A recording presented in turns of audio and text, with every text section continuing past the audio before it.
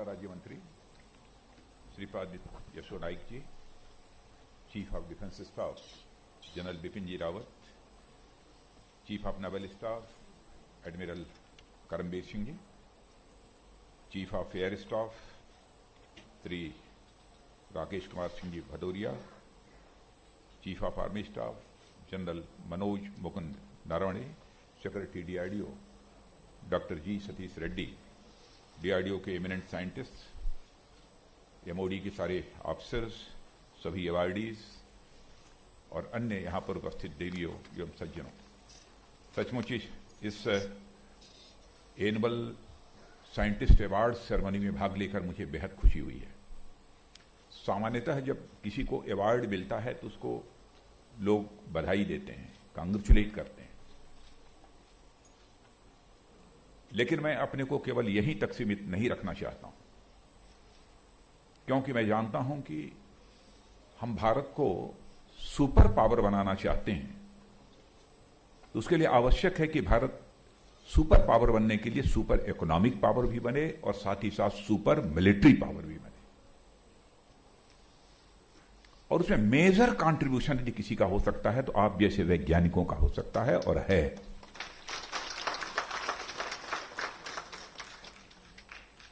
इसलिए मैं केवल बधाई ही नहीं देता हूं, आप सब जो वैज्ञानिक यहां पर मौजूद हैं उनको भी और समस्त देश के अपने वैज्ञानिकों को मैं शीश झुकाकर उनका अभिनंदन करता हूं।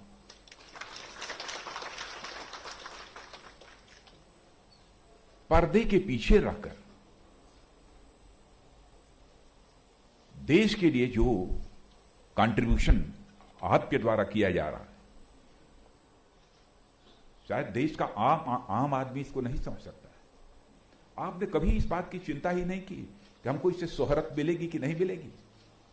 सारी जिंदगी आपने खपा दी और मुझे यह बतलाया गया कि 70 साल, 72 साल, 74 साल की उम्र में भी, रिटायर होने के बाद भी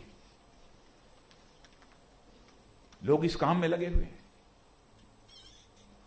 इससे बड़ी देशभक्ति, इससे बड़ा पेट्रियटिज्म का दूसरा मिसाल और क्या हो सकता है। मैं पुनः अपनी तरफ से आप सबका मैं हार्दिक अभिनंदन करता हूं।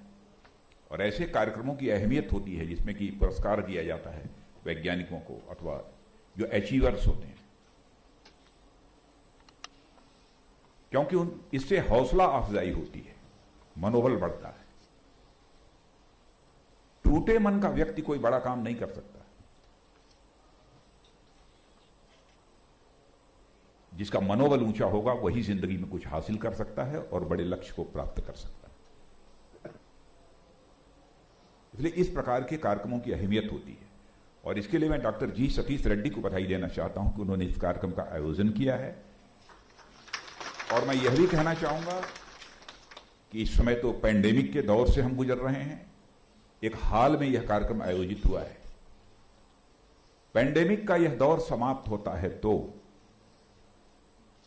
बड़े स्तर पर भले ही हमारे 10 वैज्ञानिकों को ही क्यों न सम्मानित करना हो, 10 वैज्ञानिकों को ही क्यों न अवार्ड देना हो, बड़े स्तर पर खुले मैदान में यह आयोजन किया जाना चाहिए और वैज्ञानिकों को सम्मानित किया जाना चाहिए। देश समझे, दुनिया समझे कि इनका कितना बड़ा कंट्रीब्यूशन है, यह क्या कर रहे हैं। और मैं जानता हूं टेक्नोलॉजी हो, सेल्फ रिलायंस हो अथवा परफॉर्मेंस एक्सलेंस के क्षेत्र में जो प्रगति हुई है, जो कामयाबी हम लोगों की को हासिल हुई है, उसका पूरा श्रेय यदि किसी को जाता है तो आप जैसे वैज्ञानिकों को ही इसका पूरा श्रेय जाता है। और मुझे तो यह बतलाया गया है कि यह डीआरडीओ, यह ऑर्गेनाइजेशन अपनी स्थापना के प्रारंभ से ही, माने प्रोजेक्ट इंडिगो से लेकर आज तक, यानी हाइपरसोनिक डेमोन्स्ट्रेशन व्हीकल के सफल परीक्षण तक एक लंबी यात्रा इसने की है और आर्म्ड फोर्सेस को ताकत देने में बहुत बड़ा योगदान दिया है। हाई लेवल टेक्नोलॉजी इस डीआरडीओ ऑर्गेनाइजेशन ने दी है, यह कोई छोटी बात नहीं है। और पिछले कुछ समय में डिफेंस सिस्टम में, क्योंकि 1.5 वर्षों से मंत्री के रूप में मैं भी अपनी जिम्मेदारी संभालते हुए चर्चा के माध्यम से भी, वैसे भी जो कुछ भी मैं अनुभव करता हूं, मैं कह सकता हूं, बहुत सारे सफल प्रयास डीआरडीओ के द्वारा किए गए और आपके सेक्रेटरी डीआरडीओ समय समय पर जब कभी भी एक कोई कामयाबी हासिल होती है तो शायद पहला टेलीफोन करके मुझे इस बात की जानकारी देते हैं और मैं इन्हें कांग्रेचुलेट करता हूं। केवल इन्हें कांग्रेचुलेट नहीं करता हूं, बल्कि जिन लोगों ने इस कामयाबी को हासिल करने में अपना सब कुछ खपाया है, अपने टैलेंट का उपयोग किया है, यह मैसेज उन तक पहुंच जाए, इसलिए मैं सेक्रेटरी डीआरडीओ को कांग्रेचुलेट करता हूं।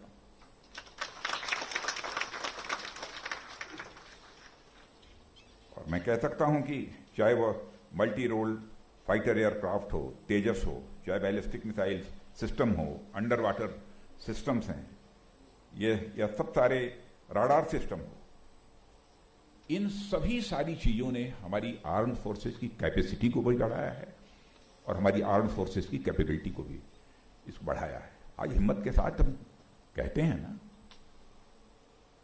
कि हम किसी का मुकाबला कर सकते हैं। भारत में अन्य लोगों को जानकारी जिनको नहीं है नहीं होगी, लेकिन हमारी फोर्सेज ने सचमुच जो काम इस समय किया है वह करिश्माई काम किया है, कोई छोटा काम नहीं किया है।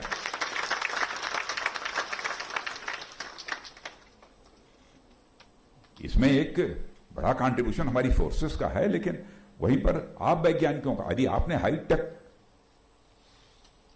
टेक्नोलॉजी का इजाद न किया होता, अच्छे अच्छे वेपन्स न बने होते, अन्य आपके कंट्रीब्यूशंस न होते, तो यह जो कामयाबी मिली हो, चाहे वो कामयाबी न मिलती, और या अथवा कामयाबी के प्रति हमारे अंदर जो कॉन्फिडेंस होना चाहिए वो कॉन्फिडेंस ना होता। बहुत बड़ा काम किया है आप लोगों ने। और यंग साइंटिस्ट लैब्स की आपने बात की। अब मुझे तो यह भी जानकारी मिली है, पूरी जानकारी तो नहीं, लेकिन यंग साइंटिस्ट लैब इसमें यह भी बहुत अच्छा काम कर रहा है। और मैं तो कहना चाहूंगा सेक्रेटरी डीआरडीओ को कि इसकी ओर जरा विशेष तवज्जो दिए जाने की जरूरत है, विशेष ध्यान दिए जाने की जरूरत है। इसके यंग साइंटिस्ट लैब के कंट्रीब्यूशन को और कैसे बढ़ाया जा सकता है, इसमें किस प्रकार के इंसेंटिव्स की आवश्यकता है, इसके बारे में भी एक बार विचार होना चाहिए। डिजाइन, डेवलपमेंट, इनोवेशन के क्षेत्र में भी आप वैज्ञानिकों ने जो काम किया है उसकी जितने भी सराहना की जाए वह कम है। और डिफेंस की बात तो अपनी जगह पर है।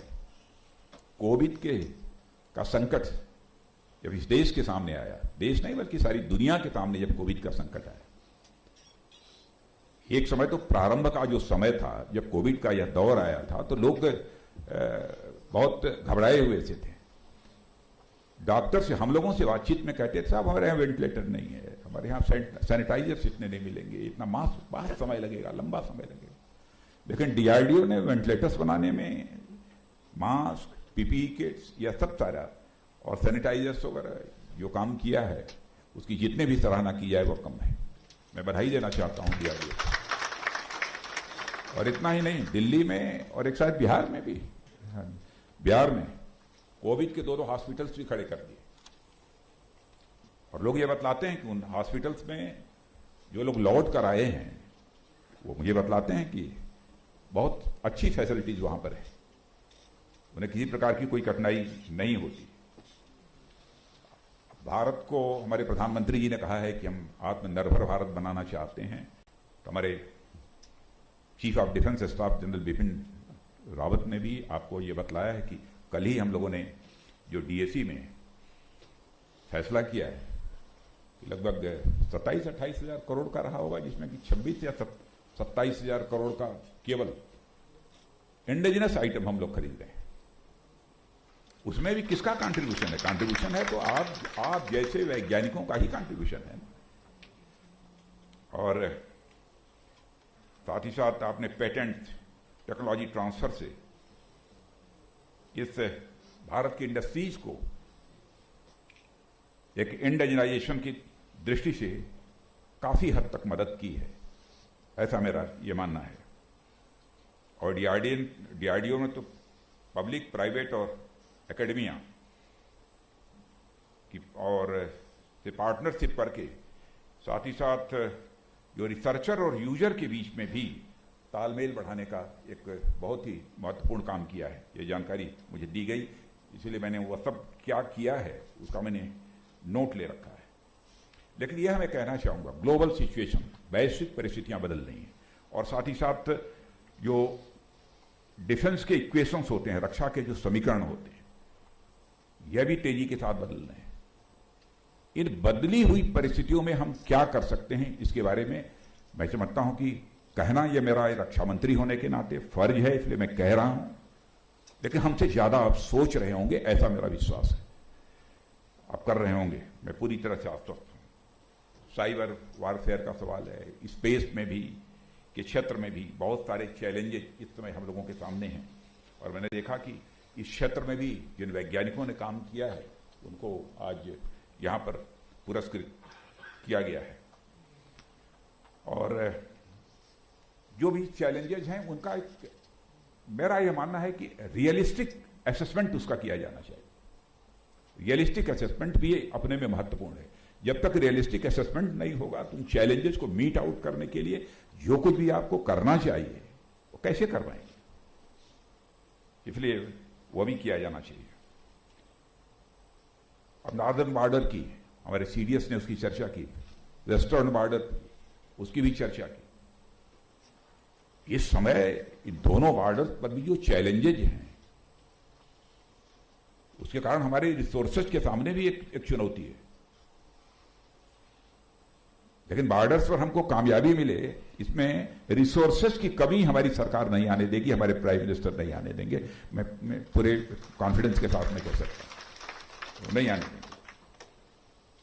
और लेकिन फिर भी हमें अपने कोविड के कारण भी देश की इकोनॉमी पर जो एक एडवर्स इंपैक्ट हुआ है उससे भी आप परिचित हैं। तो यानी जो भी हमारा बजट है उस बजट को हम कितनी इफिशिएंटली यूटिलाइज कर सकते हैं, इसके बारे में भी मैं समझता हूं कि विशेष रूप से ध्यान देने की जरूरत है। और साइंटिस्ट कम्युनिटी तो मैं जानता हूं कि हर चीज का इफिशिएंटली कैसे मैक्सिमम यूज किया जा सकता है, इस कला से वह अच्छी तरह परिचित हैं। एक बात और अपने भाषण में जो सीडीएस ने कही थी, क्योंकि कुछ पॉइंट्स इनके द्वारा मिल गए इसलिए मुझे बोलने में सुविधा हो रही है, कि रिसर्च और डेवलपमेंट के क्षेत्र में बराबर अनसर्टेनिटी बनी रहती है कि पता नहीं कामयाबी मिले न मिले। क्योंकि मैं तो ऐसे भी वैज्ञानिकों को जानता हूं कि उन्होंने 30-30 साल, 25 साल, 45 साल, 40 साल तक काम किया है, तब जाकर थोड़ी बहुत कामयाबी मिल पाई।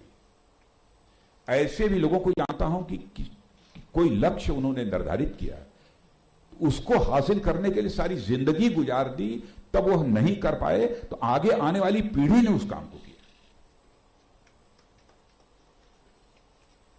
स्वाभाविक है, सफलता मिलती है तो मनोबल ऊंचा होता है, सफलता नहीं मिलती है तो मनोबल टूटता है। लेकिन मैं ये कहना चाहूंगा कि पूरे लगन के साथ हम सबको काम करने की जरूरत है।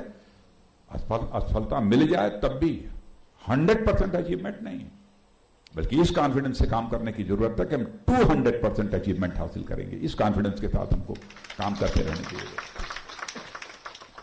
और इस दिशा में आप सब लोग काम कर रहे हैं, सचमुच मुझे इस बात की बेहद खुशी है। और टैलेंट्स का, प्रतिभाओं का जिस तरीके से सम्मान होना चाहिए, मैं डीआरडीओ से भी कहूंगा, और शानदार तरीके से, बेहतर तरीके से इन सारे टैलेंट्स का सम्मान होने का कोई न कोई तरीका हमको लाना पड़ेगा। और अगली बार जब भी वैज्ञानिकों का सम्मान हो, सारी मीडिया को इनवाइट करिए, लोगों को इनवाइट करिए, ऑफिसर्स को इनवाइट करिए, उनके सामने जनता कुछ ऐसी डिग्निटरीज भी हों जो हमारे इंडस्ट्री के पार्टनर्स हों, वो भी हों, और उनके सामने इनका सम्मान होना चाहिए। ये मैं अपनी तरफ से सुझाव देना चाहता हूं। और आज के समारोह में मैं एक बार पुनः यही कहना चाहूंगा कि आप लोगों ने बहुत ही कड़ी मेहनत के साथ काम किया है और इस देश को एक अपना योगदान दिया है। मैं पुनः उसके प्रति अपना सम्मान व्यक्त करता हूं। और अंत में पुनः दोबारा मैं एक बार शीश झुकाकर आपका भी और इस देश के सारे वैज्ञानिकों का अभिनंदन करते हुए अपना निवेदन समाप्त करता हूं।